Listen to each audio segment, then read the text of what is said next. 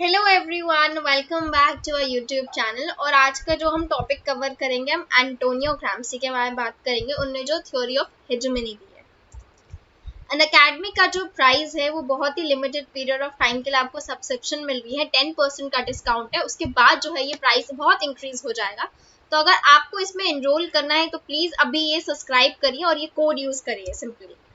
Unacademy Aspire is providing you with the all-India free mock test for all civil service aspirants under UPSC CSE Prelims of 2020 of Paper 1 JS. You will also get an opportunity to win exciting prizes and scholarship for all top 50 rank holders. And it will be conducted on every 10th and 25th of every month. And it was conducted on 10th October at 10 a.m. sharp. So UPSC CSE complete batch preparation courses has already started from 5th October 2020, and we have 3 batch courses. The first one is in bilingual, in which the language of instruction is in Hindi, English both. The second one is in Hindi completely, and the third one is English. So in whichever batch you are comfortable in, you can enroll for that batch course. This is also one subscription for your unlimited benefits, like you can learn from your home, you have unlimited access to all courses, top educators, full syllabus coverage, double doubt clearing session, live test series, study material will be given to you in form of PDF format. Then we have answer writing sessions under a mentor and guidance. This is also a one-stop solution to your complete UPSC CSE preparation, because we have structured batches with top educators, batches in Hindi, English bilingual, late night as well as 2-year batches, full 100% syllabus coverage, vast range of optionals, prelims and mains test series, dedicated double doubt clearing classes, daily current affair practice, essay and answer writing practice. And we will also tell you about your performance in your classes and your test that will be taken on a daily basis, or that will be taken on a very regular basis. And then we have your interview preparation also. So this is going to help you in the long term. So then please enroll for this batch course. If you subscribe now, you will get 10% off, and 10% off really pays off in this course. And you just need to simply apply this code and you will get 10% off. Unacademy Champions Conclave was conducted with the Power Pack session with the toppers of UPSC CSE 2019, and this conclave was a must attend for every UPSC CSE aspirant, and it actually succeeded in the country's most coveted exam, because with the free to attend conclave, and it dedicated a day to learn about the preparation journey of 2019 toppers and get some tips and tricks from them, the ones who cracked it. So basically you can apply the tips and strategies in your own exam journey. So this will really going to help you while you're preparing for your exams. And this was conducted on September 30th, and we had 14 toppers, 10 educators, and 14 talks and discussions. So we'll also providing you with the daily T20 daily current affairs series that is completely free, and it will be given to you at daily 7:30 p.m. for 20 questions, 20 marks, and will be consist of 40 marks. So you will get your test analysis also after finishing your test. So if you really like our channel, then please join on YouTube, Telegram, and Facebook. So let's start our topic. So before coming to the theory of hegemony, let's understand about the Antonio Gramsci. So as we know that Antonio Gramsci was a very renowned Italian Marxist and a social philosopher. और उसके जो work हैं वो political theory पे थे, sociology पे थे और लिंग्विस्टिक पे थे. और उन्हें हम फाउंडिंग मेंबर भी कहते हैं और एक वन टाइम लीडर कहते हैं, जो कम्युनिस्ट पार्टी में थे, जो इटली में थे. और उन्हें इम्प्रिजनमेंट भी हुई थी, जो मुस्लिम के थ्रू हुई थी, जो एक फासिस्ट गवर्नमेंट थी. और जो ग्राम्सी काफ़ी ज़्यादा पॉपुलर रहे क्योंकि इन्हें एक्चुअली डेवलप करा एक theoretical framework of cultural hegemony, जिसे हम डिफाइन करते हैं कि जो कैसा स्टेट यूज़ करता है कल्चरल इंस्टीट्यूशन ताकि वो अपनी पावर मेंटेन कर सके कैपिटलिस्ट सोसाइटीज़ में. अब इसकी जो थ्योरी थी, जो इनकी थ्योरी थी, वो बेसिकली बेस्ड थी जो मार्क्स की कंसेप्शन थी, जो उन कंसर्न करता था जो डेवलपमेंट और ऑपरेशन होता था कैपिटलिस्ट क्लास सोसाइटी का. और उन्हें कंपोज करा था कॉन्ट्ररी उन्हें ड्युअलिटी, जिसमें वो डोमिनेंट क्लास और सबऑर्डिनेट क्लास की बात कर रहे हैं, जो बेसिकली बिटवीन प्रोसेसर्स रहे और जो पुअर हैं और जो कैपिटलिस्ट और प्लोरिटी रेट है. उसके बाद जो प्राइवेट ओनरशिप है, हमें पता है वो बेसिकली बहुत जैसे हम करते हैं जो अर्थ और जो मीन्स ऑफ प्रोडक्शन है, जो मटेरियल लाइफ के हैं, और उनके जो सुपर स्ट्रक्चर है, और ये एक फिलोसॉफिकल और स्पिरिचुअल स्फीयर भी है सोसाइटी का, और एक डायरेक्ट कोरिस्पॉन्डेंस मिला है यहाँ पे। अब जो ग्राम्सी है उन्हें बहुत स्ट्रांगली सपोर्ट करा है आइडियोलॉजीज ऑफ मार्क्स के, और यहाँ पे जो क्लास की हम बात करते हैं बेसिकली वो सीज करता है जितने भी मटेरियल पावर है और जो उनके कॉन्सेप्चुअल पावर जो उन्हें दी गई है, जो उनके आइडियाज पे हैं, और उन्हें एडवांटेज लिया है, उन्हें एक्सटेंड करा और डेवलप करी उनकी खुद की पॉलिटिकल थ्योरी। अब इनके जो majority of Gramsci intellectual work थे वो काफी ज्यादा वेल इलुसिडेट थे, इन्फॉर्मेटिक थे, जैसे उनके प्रेजेंस नोटबुक्स में थे जो एक काफी ज्यादा लार्ज एसेस में थे और कमेंट्रीज में थे और लेटर्स थे जो उनने लिखे थे उस समय इंटर्नमेंट में लिखे थे, और जिससे वो एक्चुअली स्टार्ट करते हैं जो पब्लिश करा उन्हें फ्रैगमेंट्री फैशन था जो वहाँ पे पीसीआई में थे जो वर्ल्ड वॉर 2 के बाद था। अब यहाँ पे हम देखते हैं कि इनके जो राइटिंग्स हैं उन्हें बेसिकली एक्सपोज कर दिया है कि ग्राम्सी के क्या कंट्रीब्यूशन रहे हैं सोशल थ्योरी पे, और उन्हें लेफ्ट के एनालिसिस भी करे हैं।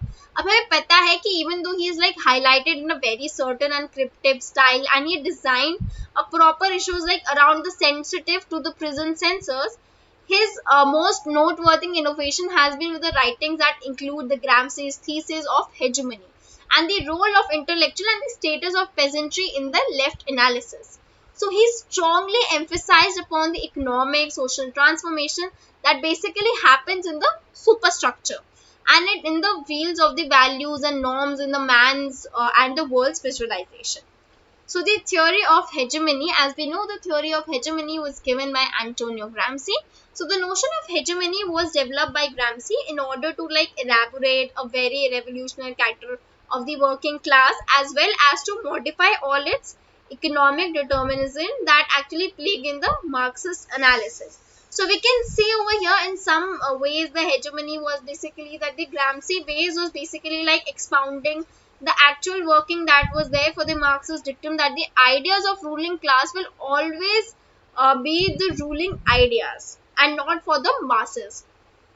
So in the Gramsci's creation we can see that the hegemony basically accounts on how the domination is basically exercised apart from the pressure, force, and the dominated classes and groups have their own reasons for accepting all the ideas of ruling and class elite. So all these like reasons were basically on the basis of spontaneous consent that they were given to the dominant philosophy by classes that they were subjugated by it. So the concept of like hegemony is basically like first was seen in the writings of Gramsci in the Southern Question in 1926, where he described them as a system of the class alliance in which the hegemonic class and even like he exercised the political leadership over the subaltern classes by winning over them. So the concept he made gives suggestion to all the proletariat in the Italy in terms of a winning over. So the proletariat would basically free itself to of their class corporatism, and so they embraced the other classes, that was notably the peasants, and in the system of alliances within which they were basically genuinely they became the leading element in the society. Now what are the main arguments of Antonio Gramsci? First, that he presumes that the hegemonic class, that is the interest of the class and group, that actually takes over the exercise of its hegemony. So additionally there was some equilibrium between the hegemonic class and the subaltern classes that was involved they were involved, wherein by the hegemonic class will also be like forced to make some sacrifices that was actually tangent to its corporate interest. So the hegemony involves like the economic leadership besides the ethnic and political leadership.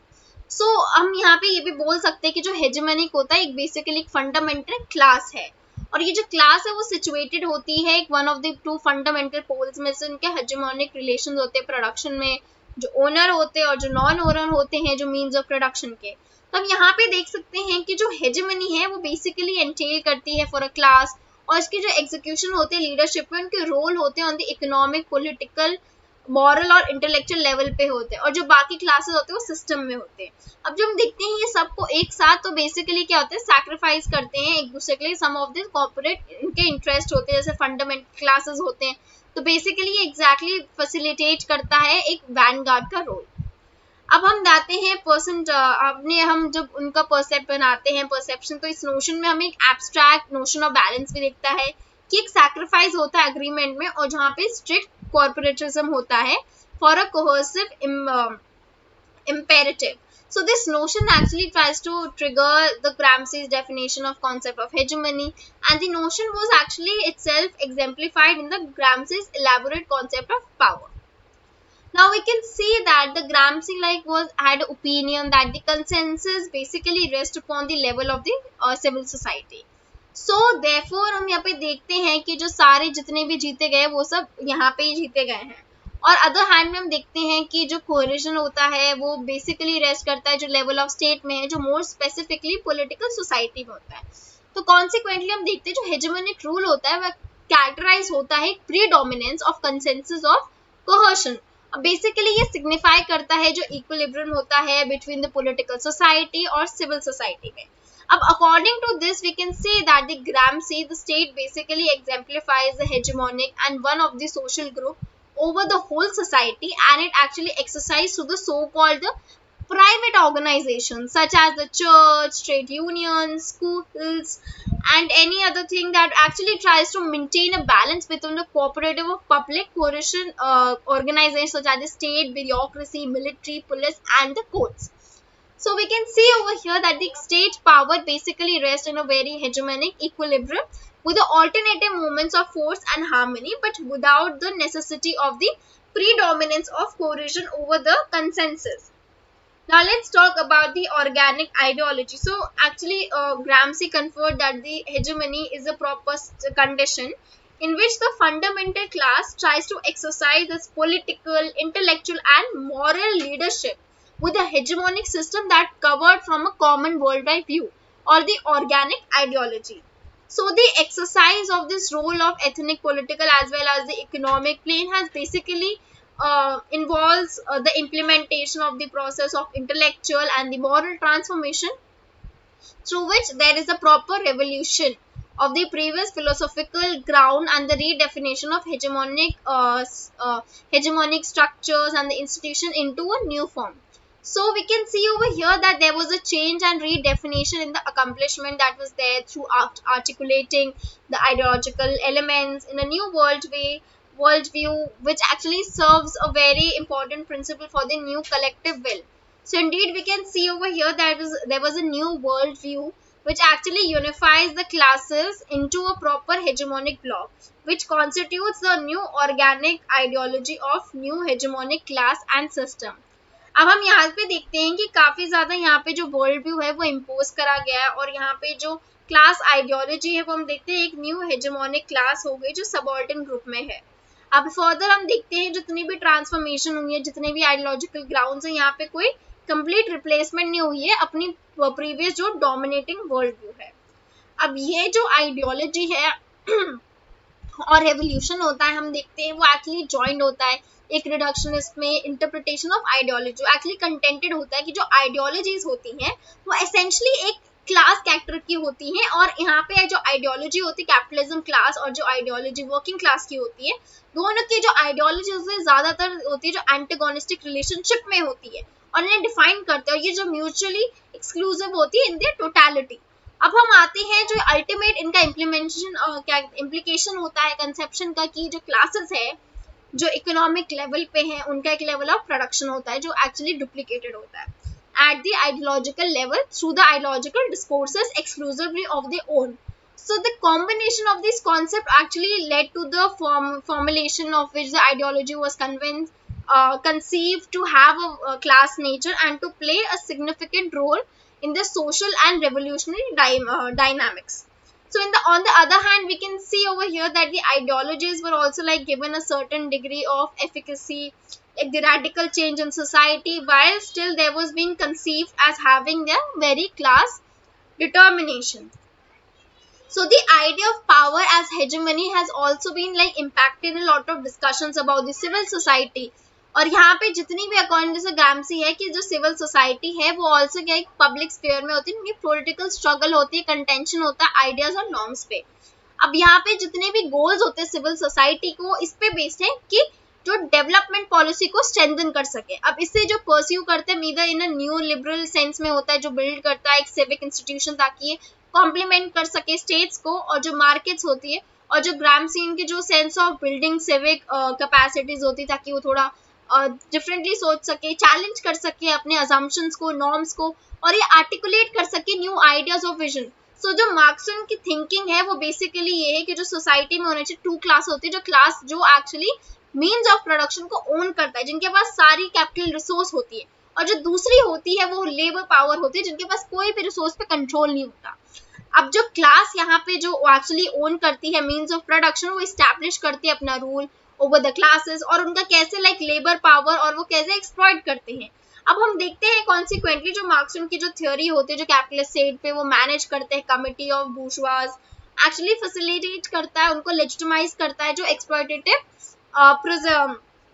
जितने भी exploitative processes होते हैं society में। अब हम यहाँ देखते हैं जो इकोनॉमिक पावर होती है वो बेसिकली अलाउ करता है रूलिंग क्लास को ताकि वो पावर में रहे, और ग्राम्सी ने यहाँ पे जितने भी ग्राम्सी ने एक्चुअली रिजेक्ट करा है जितने भी मार्क्सन प्रिंसिपल हैं, उसने ये कहा है कि जो रूलिंग क्लास होता है वो मेंटेन करता है अपनी dominating in a very diverse way. पहला कि वो यूज ऑफ फोर्स कर सकता है, इकोनॉमिक पावर, और वो कंसेंट ऑफ द रूल भी लेता है।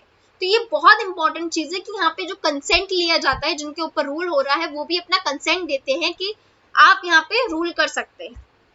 अब हम आते हैं यहाँ पे कि रोल क्या रहा है इंटेलेक्चुअल्स का। अब हम देखते हैं कि ट्रेडिशनली काफी इंटेलेक्चुअल आए हैं जिनने हमारी आइडियोलॉजी शेप करी है, सोसाइटीज फॉर्म हुई है, और हर एक क्लास क्रिएट हुई है, वन और मोर ग्रुप ऑफ इंटेलेक्चुअल्स भी आए हैं। अब यहाँ पे जो वर्किंग क्लास है वो एक्चुअली चाहती है कि वो एक्चुअली हेजेमोनिक बन जाती है, क्योंकि वो ऑल्सो अपने खुद के इंटेलेक्चुअल्स डेवलप हो जाती है और उनकी एक नई आइडियोलॉजी बन जाती है। अब जो ग्राम्सी ने यहाँ पे कंट्रीब्यूट करा अपने पॉलिटिकल आइडियोलॉजी में, बेसिकली उन्हें डिस्क्राइब करा है रोल ऑफ इंटेलेक्चुअल्स, और जो ग्राम्सी ने प्रपोज करा कि although like the all task are required to a degree of intellectual and creative ability, but some person are required to perform the task and function which are visibly in terms of intellectual. अब जो first case में रहा गया कि इनके occupation जो relate होते हैं वो एक पर्टिकुलर टेक्निकल रिक्वायरमेंट्स होती है जो इकोनॉमिक सिस्टम में, और उसके बाद काफी ज्यादा रिलेट होते हैं कि काफी जो जनरल एडमिनिस्ट्रेटिव और ऑर्गेनाइजेशनल इंस्टीट्यूशंस में वो बेसिकली सिंक्रोनाइज कर सके जो एक्टिविटीज है हमारी इकोनॉमी में और ये सोसाइटी के साथ एज अ होल। अब जो पॉलिटिकल स्फीयर में हम आते हैं कि जो ईच ग्रुप होता है क्लास, वो एक्चुअली अपना एक जनरेट करता है इंटेलेक्चुअल जो रिप्रेजेंट करते हैं उनके खुद के इंटरेस्ट और जो क्लास के, और इससे वो डेवलप करते हैं अपने आइडियाज और अंडरस्टैंडिंग ऑफ द वर्ल्ड। अब जो ग्राम्सी ने यहाँ पे क्लियरली स्टेट करा है जितने भी रेवोल्यूशनरी इंटेलेक्चुअल होते हैं वो ओरिजिनेट होते हैं वर्किंग क्लास में rather than being imposed from outside and above it। अब देखते हैं अकॉर्डिंग टू ग्राम्सी उसने कहा है कि जो इतने भी इंटेलेक्चुअल होते हैं उनके broader groups of social agents होते हैं। देन ग्राम्सी का ग्रुप इंटेलेक्चुअल्स बेसिकली इंक्लूड ना सिर्फ स्कॉलर्स आर्टिस्ट करता है उनके खुद के टर्म्स में, but basically the organisers of culture and also the functionaries of the exercise in terms of technical and directive capacities in societies. अब यहाँ पे हम देखते हैं कि जो ऑफिशियल्स होते हैं एडमिनिस्ट्रेटिव ब्यूरोक्रेट्स इंडस्ट्रियल ये भी इसमें इंक्लूड होते हैं। अब उसके बाद हम आते हैं कि जो ग्राम्सी कैटेगराइज करता है इंटेलेक्चुअल का वो 2 डायमेंशन पे करता है, एक तो हॉरिजॉन्टल और वर्टिकल। जो वर्टिकल होता है वो एक्चुअली स्पेशलिस्ट की बात करता है जो ऑर्गेनाइज करते हैं इंडस्ट्री एक पर्टिकुलर फॉर कैपिटलिस्ट, जो एक्चुअली उनको इंडस्ट्रियल मैनेजर्स चाहिए होता है, फोर्समैन चाहिए होता है। और उसके बाद आते हैं जो ट्रेडिशनल इंटेलेक्चुअल्स होते हैं वो इंटेलेक्चुअल्स होते हैं जो एक्चुअली रिलेटेड होते हैं ट्रेडिशंस पे और उनके पास इंटेलेक्चुअल्स पे।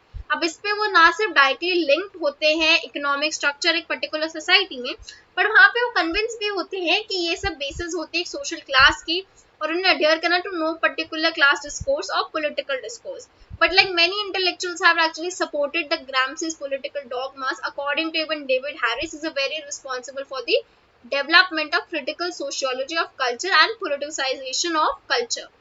Even Raymond Williams also like stated that there were forms of domination and subordination that correspond to the normal process of social organization and control in the developed societies than the idea of ruling class, which also gives usually it was based on the earlier and simpler historical phases. So even we can see Paul also gave his opinion that Gramsci tried to resolve the 2 central flaws of the Marxist original approach.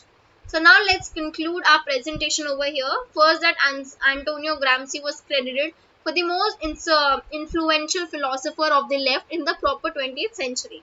And he actually tried to revive the Marx theories also in the present day. So in the earlier days of his academic life, we can see the Gramsci's published writings, and he contributed a lot to a letter, articles, and there were a number of subjects that was basically on the essays of the general themes. And the literally, and there was a theater criticism, and we can see that this war went on.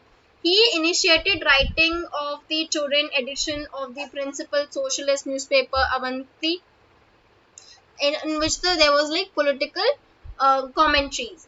Gramsci also like tried to show by the work of his developing his own concept of hegemony. Then Gramsci had a notion of that the hegemony tried to reveal the popular democratic struggles and the parliamentary institution, which were actually they help to shape and do not have a necessary class of character.